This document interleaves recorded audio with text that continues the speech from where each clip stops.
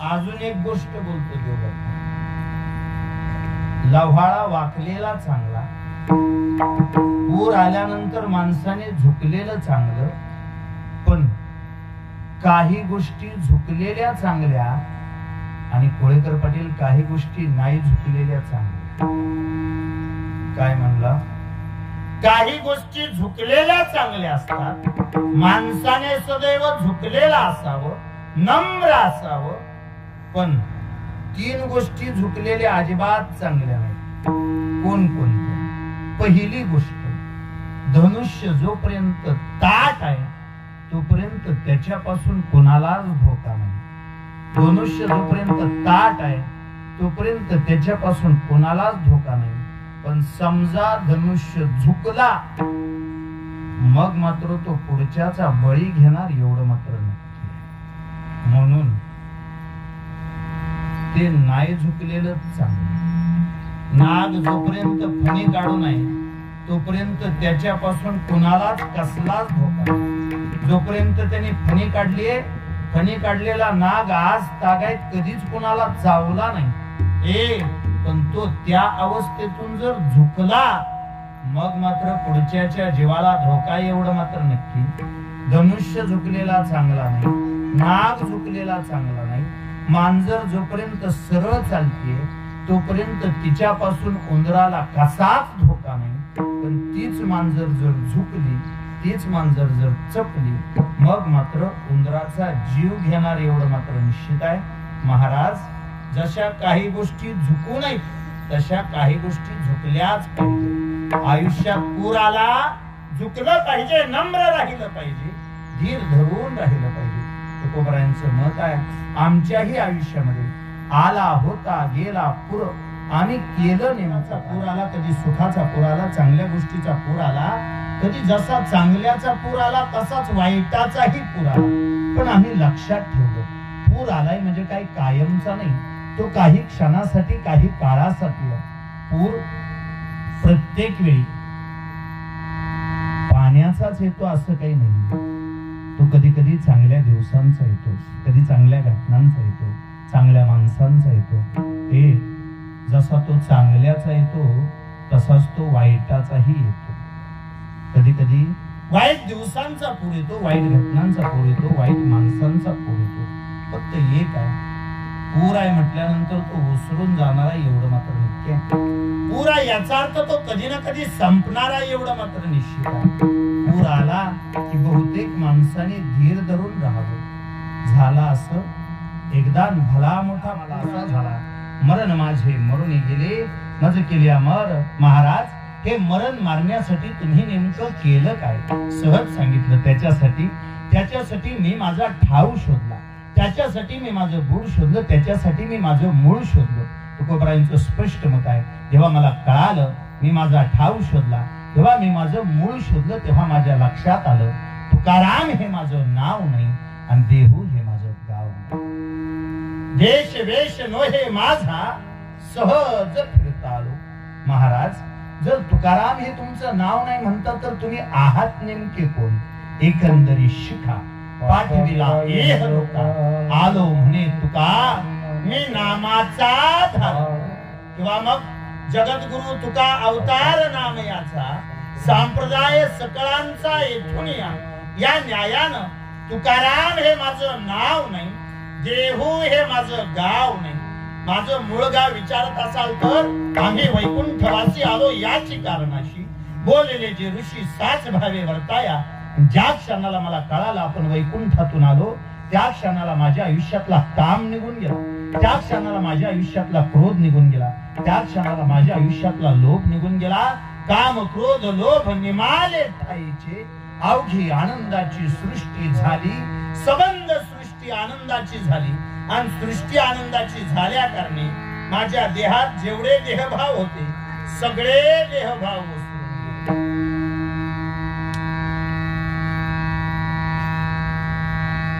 ठाव पुसले, बुड पुसले, ओस ओसले देहभाव. महाराज, जसं आमचं आयुष्य तुमचंही आयुष्य तसंच की. तुमच्याही आयुष्यामध्ये कधीतरी सुख दुःख आला असेल. हो लेकरांनो, जसं तुमच्या आयुष्यामध्ये सुख दुःख तसंच आमच्याही आयुष्यामध्ये मरण माझे मरून गेले मज केले अमर लिहिलं ते असताना लिहिलं का वैकुंठाला गेल्यानंतर?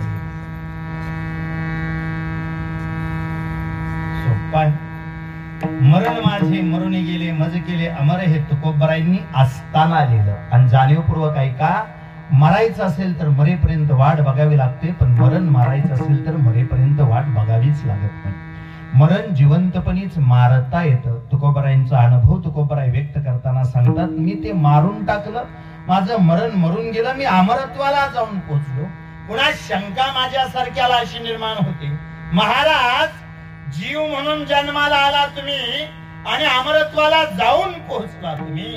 अनु रेणू या थोकडा शेवटी मात्र तुका आकाश एवढा, एवढ्या उच्च पदापर्यंत जाऊन पोहोचला तुम्ही. पण प्रश्न असा आहे, जीवित्व चांगलं का अमरत्व चांगलं? मरावास जगात कुणालाच वाटत नाही, वाटतही नाही आणि वाटूही नाही. का वाटावं? या जगण्यावर या जन्मावर शतदा प्रेम करावं. हे जगणं सदैव आनंददायी असावं. बर मिळालेलं आयुष्य ही सहजासहजी मिळालं नाही, त्याचं किड्या मुंग्यासारखं संपवण्यासारखं आयुष्य नाहीच मिळेल. एक एक योनी कोटी कोटी फिरा मग लागे वारा मनुष्य जन्म.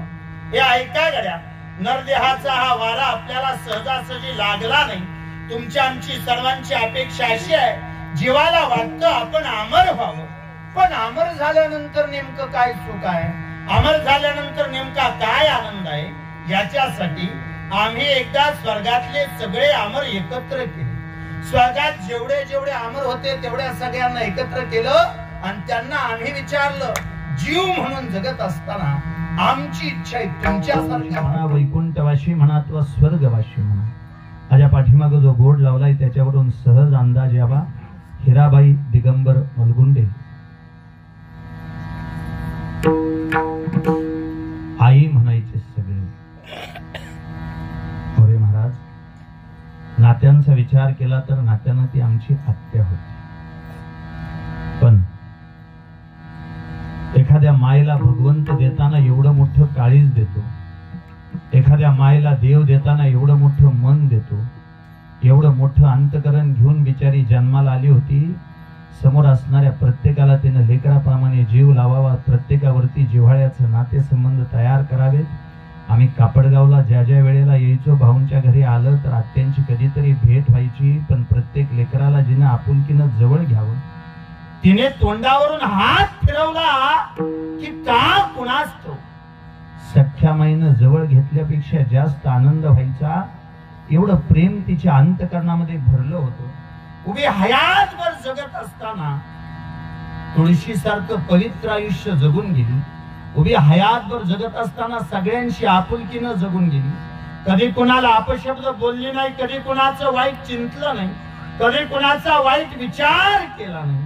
सगळ्यांवरती भरभरून प्रेम करता करता हे आदरणीय दत्तादादा असतील, आदरणीय तुषार दादा असतील, त्या रुपालीताई असतील, त्या तिन्ही लेकरांना कधीतरी विचारून घ्या. माय म्हणून त्यांच्या बरोबर जेव्हा जगत होती, माय म्हणून त्यांच्या बरोबर जेव्हा वागत होती, एक तसुबर सुद्धा प्रेम कधी कमी पडू दिलं नाही. उलट मी जर बरोबर बोलत असेल तर ज्या वेळेला दत्तादादांचा जन्म झाला होता तेव्हा सगळ्यात जास्त आनंद कुणाला झाला असेल तर या माय जानेवारीला 12:29 तुम्ही सगळ्यांनी रामाची प्रतिष्ठापना केली. अखंड भारत विश्वामध्ये नाही, अखंड जगामध्ये जय श्रीरामचे नारे लागले. पण मला माफ करा, थोडस टोकाचं बोलेन. राम ही डोक्यावर घेऊन नाचायची वस्तू नाही, राम हा डोक्यात घेऊन वागायचा विचार आहे. राम ही वस्तू नाही हो. जय श्रीराम म्हटलं की आपली कामं संपली, नाही होणार तसं. असे कित्येक जण गळ्यामध्ये उपरण टाकून डोक्यावर जय श्रीरामची टोपी घालून फिरत होते, जे सख्या भावाबरोबर बोलत नाही. जे आई बापाला सांभाळत नाही, त्यांनी त्या दिवशी एवढा आव आणला होता जय श्रीराम म्हणून चौका चौकात ते नारा देत होते. मला आवर्जून सांगू द्या, रामामधला भाऊ बघा तो सर्वोत्तम आहे, रामामधला मुलगा बघा तो सर्वोत्तम आहे, रामामधला राजा बघा तो सर्वोत्तम आहे, रामामधला पती बघा तो सर्वोत्तम आहे, रामामधला राज्यकर्ता बघा तो सर्वोत्तम आहे. आजही आमचं स्वप्न आहे कधीतरी पुन्हा एकदा ते राम राज्य यावं. म्हणजे 21 तारखेला आमचं जगणं जसं होतं मामा, तसंच जर आमचं जगणं 23 जानेवारीला असेल, 21 जानेवारीला आम्ही जे जगलो तेच आम्ही 23 जानेवारीला जगणार असेल, तर आमच्या आयुष्यातला 22 जानेवारी वायाच गेला की हो. तो फक्त दिखाव्यासाठीच निघून गेला. त्याच्या वेगळं आम्ही त्या 22 जानेवारीचा काहीच फायदा करून घेतला नाही, असाच त्याचा अर्थ होईल नाही का. मी सांगू, जेव्हा वनवासाला निघाले होते तेव्हा वनदेवता समोर येऊन उभा राहिली होती आणि वनदेवतेने प्रभू रामचंद्राला विचारलं